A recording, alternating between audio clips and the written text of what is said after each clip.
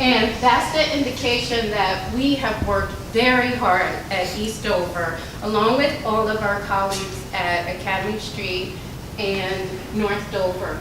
But we saw significant growth, and I think it's because we focused. We took the scores from the data from 2016 and 2015 also. We looked at it and we were thinking, what can we do to raise our scores? Because in grade 3 in 2015, we didn't do so well. However, in 2017, 2 years, we made significant growth. So much growth that we exceeded the state and in many of the different areas.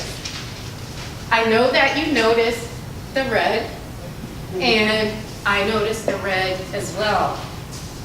It was very disappointing that our 4th grade that they dropped by 13.8%, and it's not acceptable. So this year we're going to concentrate on raising the scores in our 4th grade team, as well as the 5th grade, since those students are now in 5th grade. However, to end on a good note, if you continue to look at the chart, you will see that students in grades 5, 6, 7, and 8 met and exceeded the results of the state. In 7th grade English Language Arts, our scores were, you see the culmination of all the hard work from the schools in Dover District. We are very proud of the work that our students did and that our teachers did, because our teachers looked at this data and they made conscious decisions on how we could move our students forward, and I'll outline that a little bit later. If you look at our math scores, same thing, that pretty pink and green. It looks good for Eastover. But again, you will notice where we're struggling a bit, and that's our 4th grade. So in English Language Arts and in mathematics, they saw a drop. And again, it was disappointing, but the teachers, the administrators, we're taking this on as a challenge to figure out. It's almost like writing a prescription. We're the doctors, the teachers, and we have to figure out what the prescription is that we can write to help our students become very successful. However, if you look at Algebra 1, we've exceeded the scores until the year 2028. So that's really good work. Also in 7th grade, we did pretty well. We did better than pretty well. As Mr. Becker will tell me to look at the positive, we did really excellently. So we will continue that, but we need to figure out what the prescription is for our 4th grade and our 5th grade students who are now past 4th grade students. Now Ms. Carlton will talk. Showing more growth. You see that 3rd grade we did well. Again, this correlates to where we need to show the highest growth, which is grade 4. But if you look, Ms. Schoonmaker pointed this out earlier during her presentation, we've exceeded the state scores, the state's results in several areas. So we're not going to sit back on our laurels, but we do have, this shows that we have a lot of work to do in our 4th grade, and every place else we've exceeded the scores that we need to for the interim academic achievement targets for 2018.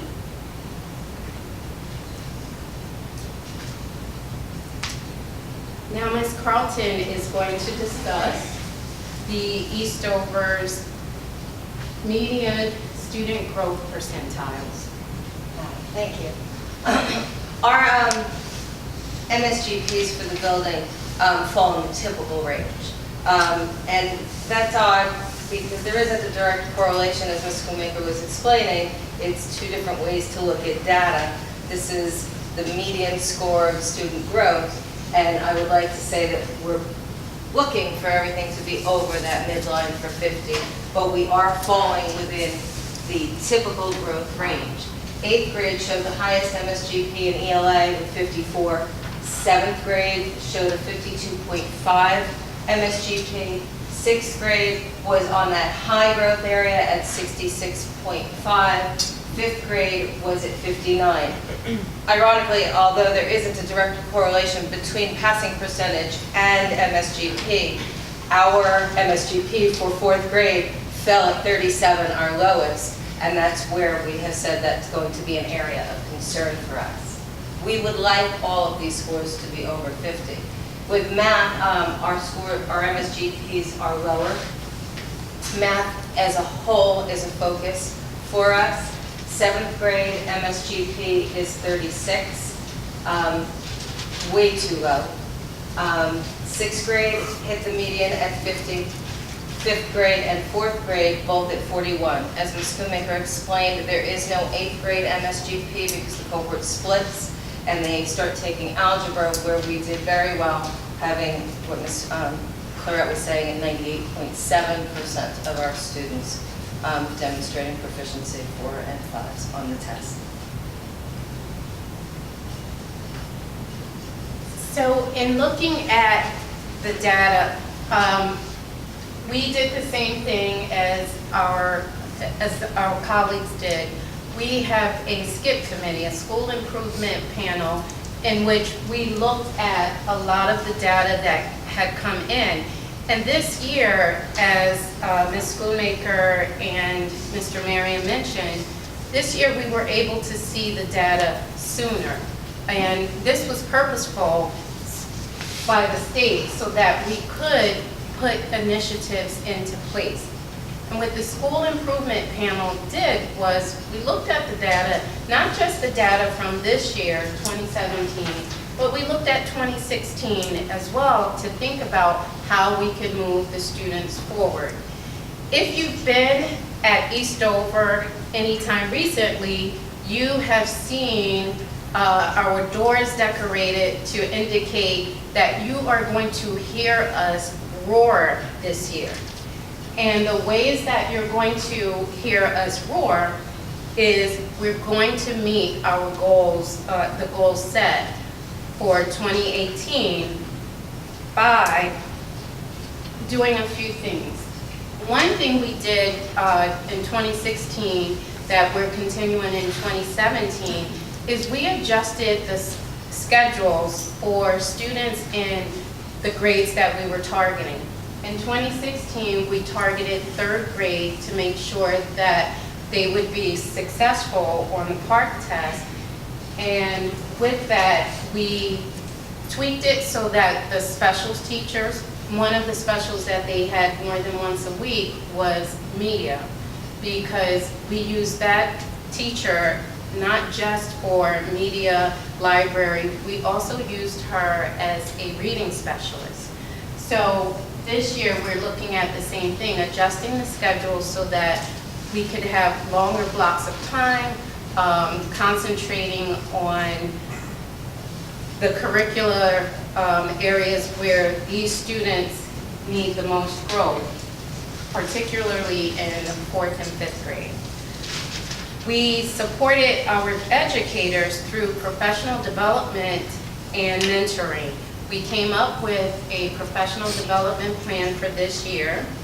We're also using the master teacher, which is weekly professional development on topics to support teachers being successful, bringing up things that maybe they would not normally bring up, but also giving them direct support and mentoring.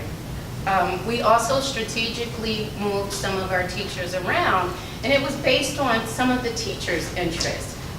They felt that they would do better in a different grade or focused on certain areas, and we allowed them to move within the building.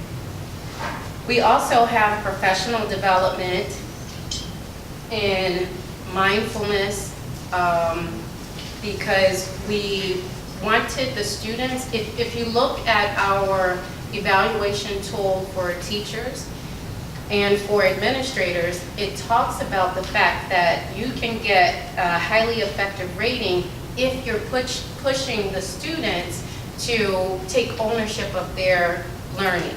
We don't want students to be robots. We want them to become thinkers. So we've embraced mindfulness, we've embraced technology. One of the initiatives that really went over well for our students was the summer Kindle reading program. The students loved it. And in fact, I had a conversation with Ms. Spoonmaker this morning because the students petitioned me to ask if they could get more books loaded onto their Kindles for this year. Another initiative we're looking at is STEAM. Lots of STEAM challenges. STEAM stands for science, technology, engineering, art, and mathematics. A lot of people are used to hearing STEM, but we're embracing STEAM because the art adds a different component for our students in their ability to be able to design and be creative outside of the box. We're also looking at our code, because we want our students, we're looking at it as if it is another language. So they learn various languages such as English, Spanish, Mandarin, mathematics is a language.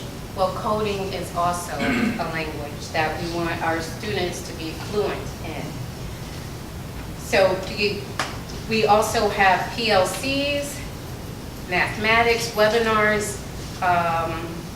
We're also looking at using our Apple trainers to focus on the students in kindergarten through 8th grade, creating TED Talks as a way to show what they have learned. And the teachers have already started planning what their end of year project is going to be,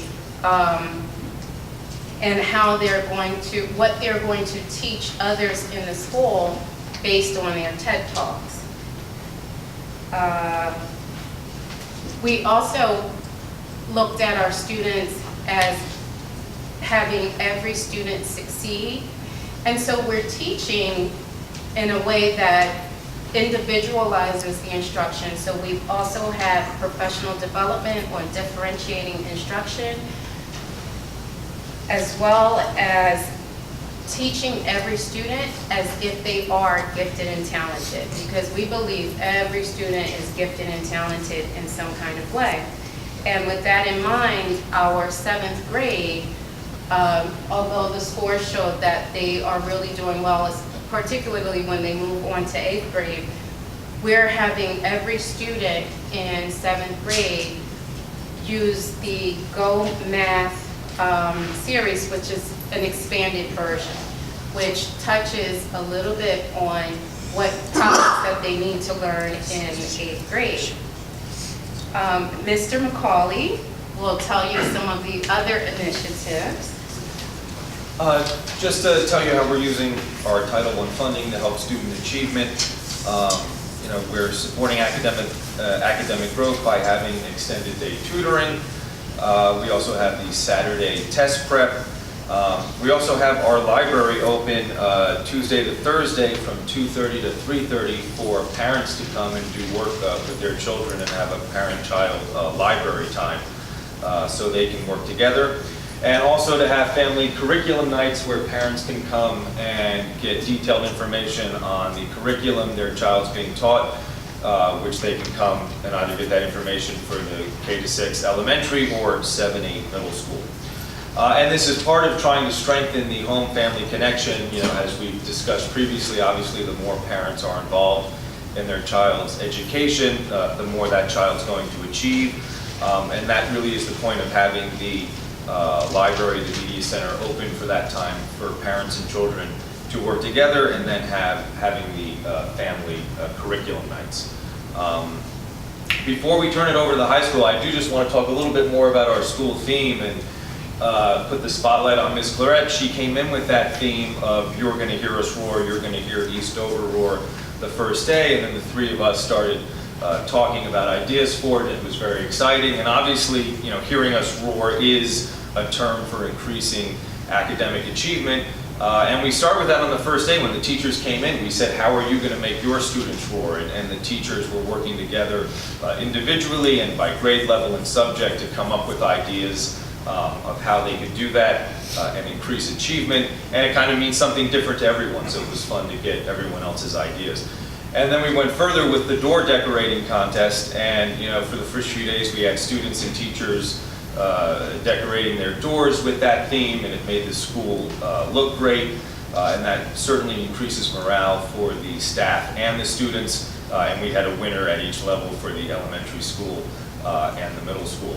And then that's something the teachers can carry forward with them and put into their lessons throughout the year and remind students of that goal of increasing our academic achievement. So we're having a lot of fun with that theme. At this point, thank you for listening to our presentation, and we will turn it over to the high school, Principal Franks, Vice Principal Quinones, and come on. Thank you.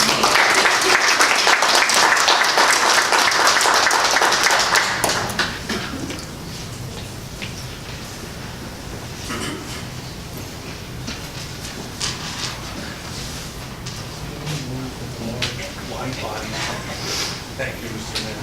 A little closer. Well, good evening, everyone. And I'd like to thank the Board of Education, Mr. Becker and Ms. Schoonmaker for providing us with this forum to present our results from last year. I'd also like to congratulate my principal colleagues and their vice principals. Tremendous presentations, but even more so, your results are phenomenal. So congratulations on that. I would like to comment on Mr. Pandolfo's, is that an artist in residency, dancing? That's awesome. I remember way back when Ms. Benson did that at Academy Street, the drum percussionist, and a great program. And I like the theme of dancing. Sounds wonderful. Hopefully, Mr. Pandolfo, there'll be a culminating activity of some sort. Oh, absolutely. I'm sure there will, and I'm sure that the principal is going to be partaking in the dancing activities. Okay, well, that could go one of two. That could go in two directions. That can either lead you to Dancing with the Stars, which would be wonderful, or Principal's Gone Wild. Either one. So, but a great opportunity for the children at North Dover, and I'd like to again acknowledge all the principals for remarkable things going on at your respective schools. With that said, okay, I'm going to begin with our language arts performance over a 3-year period. I'm sure you're aware of the format that we're going through here. I'm being the fourth presenter. In all honesty, I'd like to begin with 10th and 11th grade, as they are showing remarkable growth in their respective grades. The teachers are working very hard, as are the children. With a 27% gain over 3 years in 10th grade, 27% growth, percentage point growth, and over 14% in 11th grade. And you'll see how remarkable that is on the next slide when I compare it with the state. 9th grade, we're seeing some peaks and valleys, no question, going from 34 up to 53 and back down to 41, but in the end, it's still growth, and we're pleased with the growth, but we do want to see more growth and eliminate or limit those peaks and valleys and keep it at a higher level.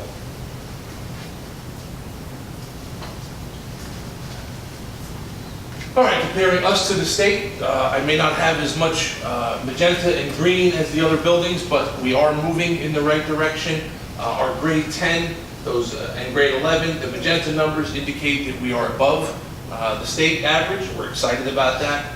And the green says we are way above the state growth.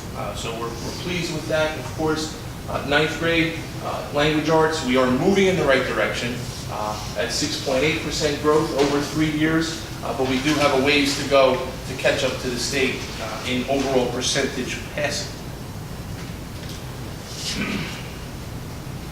In mathematics, our primary focus, as you can see, must be Algebra 1. We're not performing where we need to be. It is disappointing, but at the same time, I see some similarities with the state, and you'll see those in the next slide. But in terms of geometry and algebra, we are progressing each year, getting better.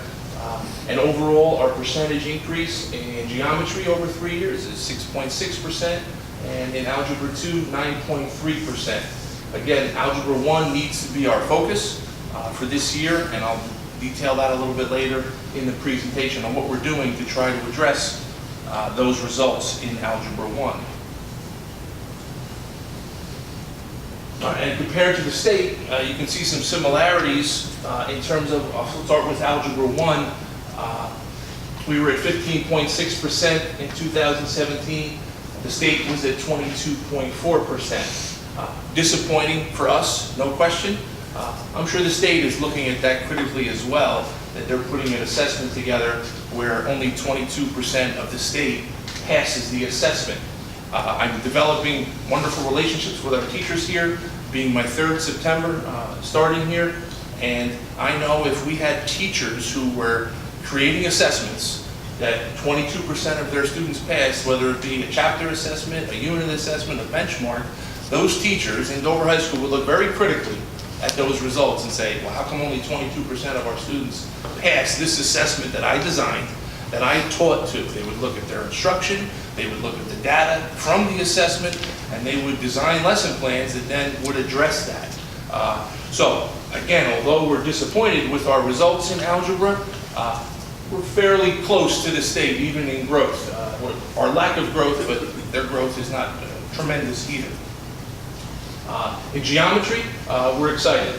Moving forward each year over the 3-year period, and Algebra 2 as well. We had a 9.3% increase in Algebra 2 over 3 years to the state's 2.7%, and geometry, we're just about even with the state, less than a percentage point difference in growth.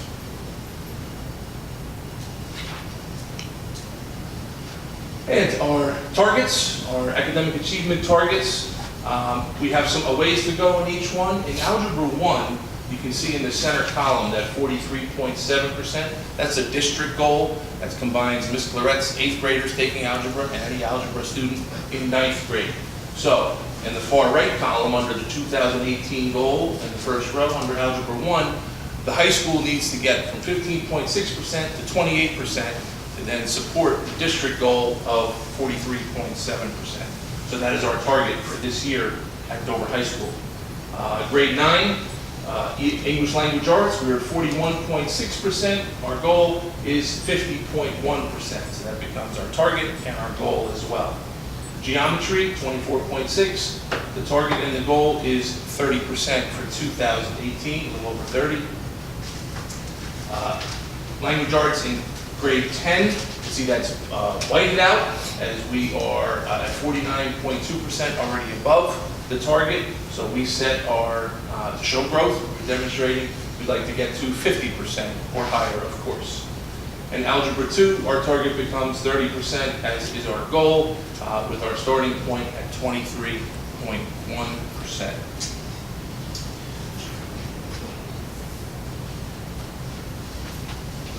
Again, we're showing growth in many areas and keeping pace with the state, if not exceeding the state.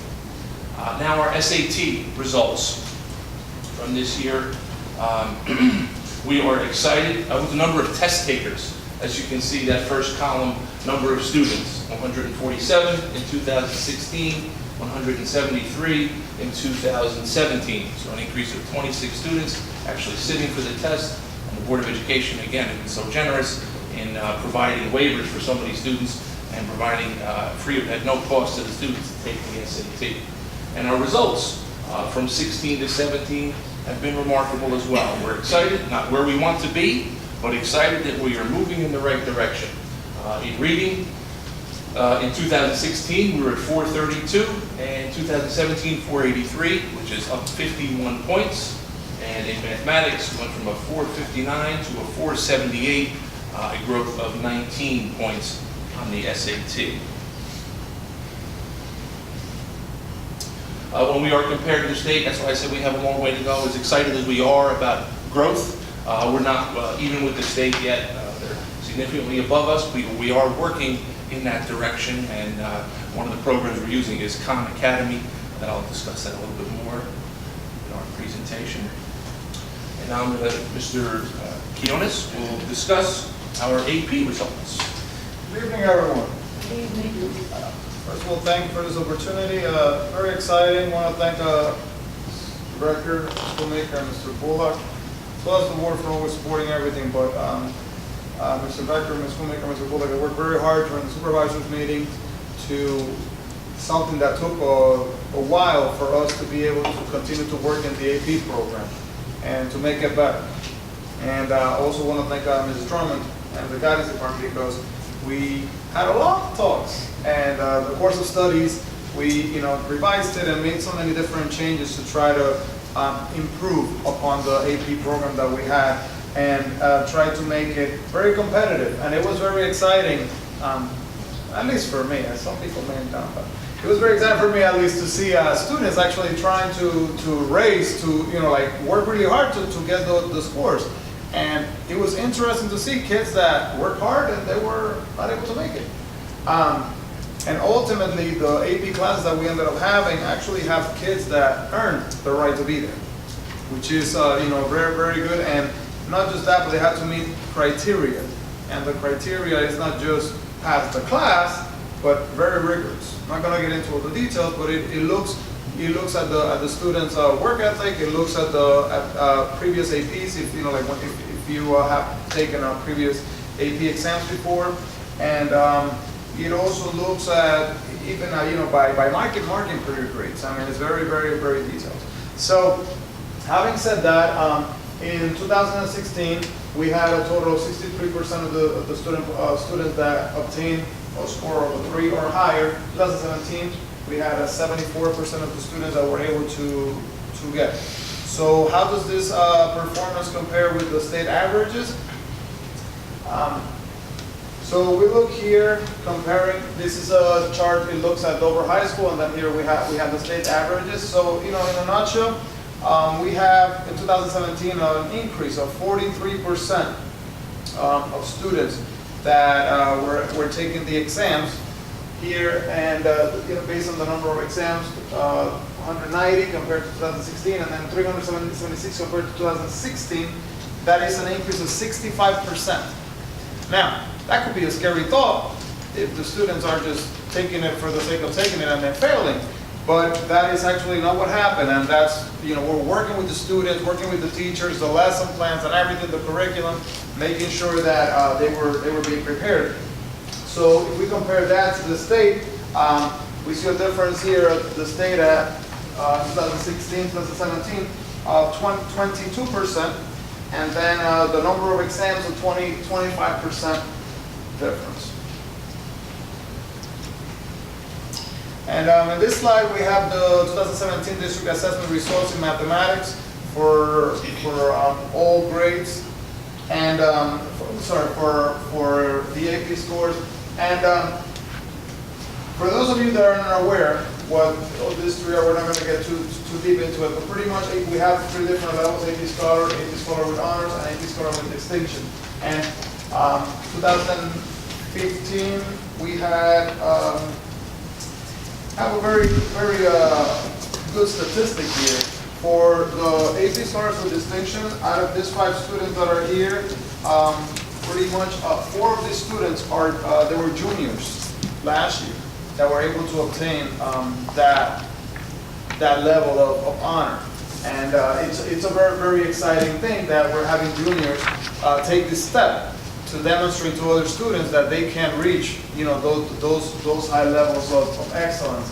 And not just that, but just as you compare, I mean, numbers are pretty self-explanatory. We are growing, and we're moving towards, leading students to see that they can continue to do better in AP, and not just in a particular subject, but overall. So we have kids that are taking 2, 3, 4